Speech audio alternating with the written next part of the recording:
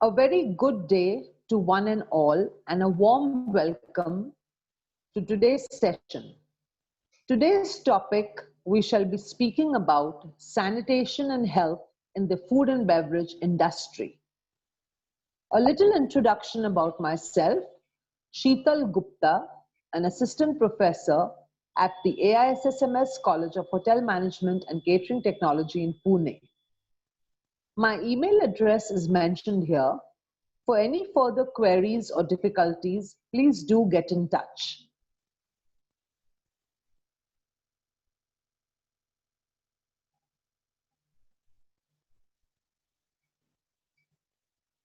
What do we understand basically by food safety and health and sanitation? In these special times of the pandemic of COVID-19, it is of paramount importance for the food and beverage industry to follow all hygienic practices while food production as well as food service. In today's topic, we shall be talking about HACCP, that is the Hazard Analysis Critical Control Points, guidelines for serving food and training for the service staff.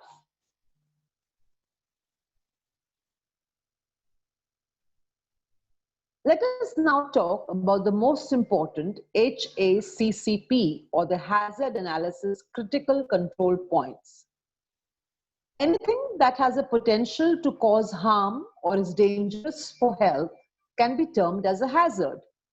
HACCP is a management system in which food safety is addressed through the analysis and control of biological, chemical, and physical hazards from the raw material, production, procurement, and handling to the manufacturing, distribution, and consumption of the final finished product. An HACCP system requires that potential hazards are identified and controlled at specific points in the process.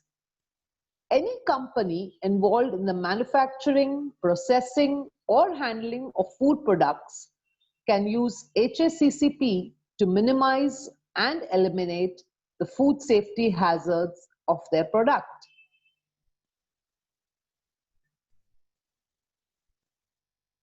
The HACCP cycle basically talks about the hazard, the analysis, critical control points.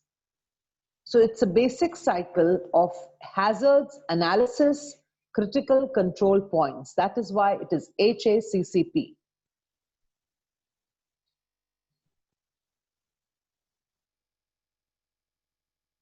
Let us now conduct a hazard analysis. This is where you evaluate your processes and identify where the hazards can be introduced. Hazards could be physical, as in like metal contamination, chemical, a cleaning product contaminating the product. Are there any toxins that could contaminate the product? Or biological, at what points could bacteria or virus contaminate your product? Hazard identification is done in two steps. Identification of hazard and then the evaluation of the hazard. The hazard evaluation is a determination of the degree of the risk to the user from the identified hazard. Once the hazard is identified and evaluated, the team must identify the critical control points. These are points that present a risk to the end user.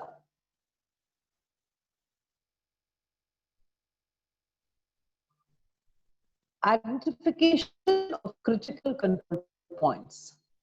At what steps in the process can controls be applied to prevent or eliminate the hazards that have been identified? These are the critical control points. For each critical control point, one has to identify the preventive measure.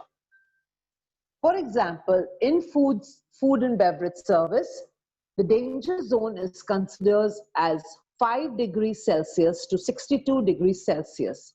Any food that is produced and served in this danger zone of 5 degrees to 62 degrees Celsius is hazardous for consumption.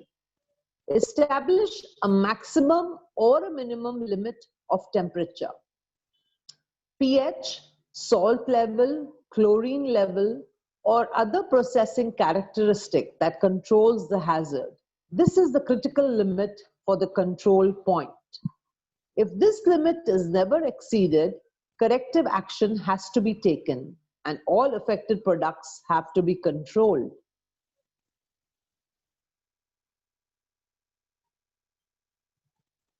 Establishing critical limits. Your next step is to establish criteria for each critical control point. What criteria must be met to control the hazard at that specific point? Is it a minimum temperature? Are there any regulatory limits that you must meet for this control point?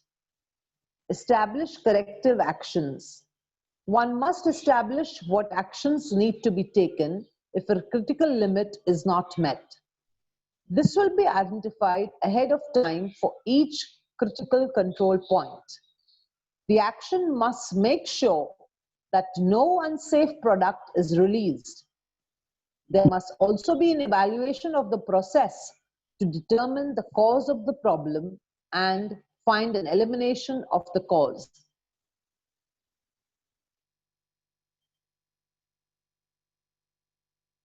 Guidelines for serving food. It is extremely imperative and the duty and responsibility of every food and beverage service staff to serve their guests hygienic food and beverage. The guests keep faith in the food and beverage businesses that they will provide them the best food and serve it in the best careful manner. The food and beverage services are bound to provide safe to eat food that is prepared by following hygiene and sanitation practices. Let us now throw some light on the importance of hygiene in food and beverage service. Food and beverage services have direct access to guests' health through the food and beverage. The working staff handles every food and drink item closely that the guest is going to eat. Hence, if these services do not follow proper practices of hygiene and sanitation, the guests might get foodborne diseases, food poisoning, nausea, diarrhea, or even vomiting.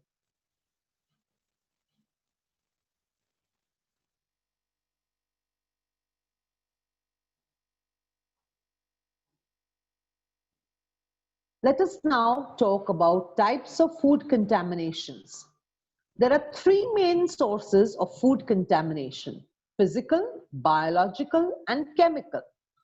The first one, that is physical contamination, is accidental in nature, caused by the employee's carelessness.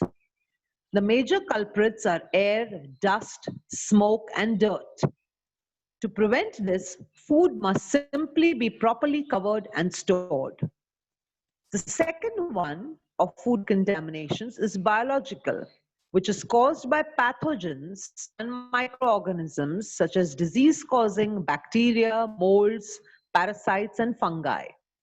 The third food contamination, the chemical food contamination, is an accidental contamination of food caused by cleaning solvents, pest control sprays, or other chemicals used in the entire food production chain.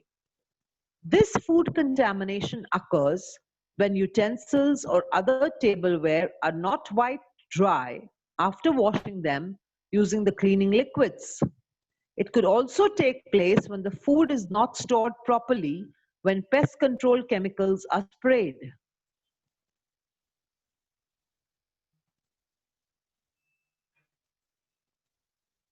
Food safety concerns. Every food and beverage service business must be concerned about the food safety and adhere to safety of food and beverage it serves. It must ensure the following: marking the date on the food. Perishable, ready-to-eat food refrigerated for more than 24 hours must be clearly marked at the time of preparation to indicate the date by which the item must be consumed. Storage of food. Hot and cold foods and beverages need to be stored at the right temperatures. The food temperatures measuring devices must be accurate. Cleaning equipment. The area and facilities allocated for cleaning food preparation and service equipment must be large enough to immerse the utensils and sanitize them thoroughly. Limiting cross-contamination. Storage of raw foods such as raw meat or vegetables from cooked foods is essential to avoid cross-contamination of the food. Employing FSS, which is a food safety supervisor, the food beverage business must employ at least one food safety hygiene supervisor to maintain the food and hygiene quality.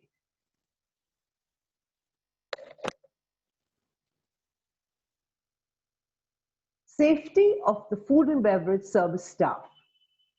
Hygiene and safety of food starts right from selecting the raw material carefully, preparing the food with health and safety cautiousness, and serving it in a clean, sterile environment. The service staff must attend duty in clean and tidy uniforms, wear less or no jewelry while working. This avoids entangling articles and calling for trouble. Be aware of the equipment and their appropriate applications. Be careful handling hot food and beverage. Clear the spillages off the floor immediately and never ever run in the workspace.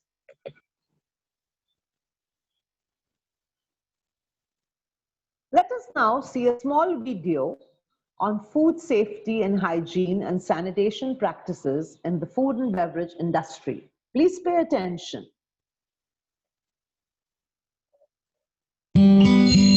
Prevent diseases, maintain good hygiene.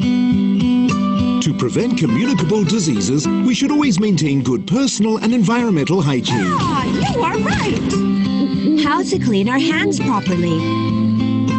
Hand washing is part of everyone's daily routines. Let's learn the 7 steps of hand washing. First, wet hands under running water. Then keep hands away from the running water. Apply liquid soap and rub hands together to make a soapy lather. Then rub it in accordance with the 7 steps of hand washing. The first step, palm. The second step, back of hands. The third step, finger webs. The fourth step, back of fingers. The fifth step, thumbs. The sixth step, fingertips. The seventh step, wrists. Rub our hands for at least 20 seconds. It is about the time spent in singing a happy birthday song twice. Do not rinse off soap while rubbing. After rubbing, rinse hands thoroughly under running water. Then dry hands thoroughly with either a clean cotton towel, a paper towel, or a hand dryer. Do not touch the water tap directly again with your clean hand. Let me use a paper towel to wrap the faucet before turning it off. Bravo! When hands are not visibly soiled, you can also use 70 to 80% alcohol-based hand rub to clean your hands. Apply adequate amount of alcohol-based hand rub onto your palm and then rub your hands according to the 7 steps for at least 20 seconds until the hands are dry. How to wear a surgical mask properly. You look sick. I got infected. The doctor said I have respiratory infection. Then wear a mask to protect yourself and others. Catch it! Hi! Thank you. How to wear? First, choose the appropriate mask size. Children should choose the child size. Wash your hands properly before wearing a mask. When you put on a mask, the metallic strip should be uppermost. The colored side of the mask faces outwards. Position the elastic bands around both ears. Mask should fit snugly over the face, extended to cover fully the mouth, nose and chin. Mold the metallic strip over nose bridge. In In fact, most surgical masks adopt a 3-layer design which includes an outer fluid repelling layer, a middle layer serving as a barrier to germs, and an inner moisture absorbing layer. Do not wear the mask inside out. Avoid touching the mask afterwards. Otherwise, wash your hands before and after touching the mask. Then let's take a look at how to properly take off the mask. Before taking off the mask, wash your hands first. Hold both the ear loops and take off the mask gently. Avoid touching the outside of mask. Then, discard it in a lidded rubbish bin. Remember to wash your hands immediately. Mask should not be reused. Replace the mask immediately if it is damaged or soiled. Don't hesitate to change your mask. To know more about personal and environmental hygiene, visit the website of the Center for Health Protection of the Department of Health at chp. So that, my dear students, was a small video to follow basic hand hygiene. Certain reference books that I have used to make my presentation are mentioned here. You may refer these books for further information. The YouTube video courtesy is by CHP Department of Health, HKSARG.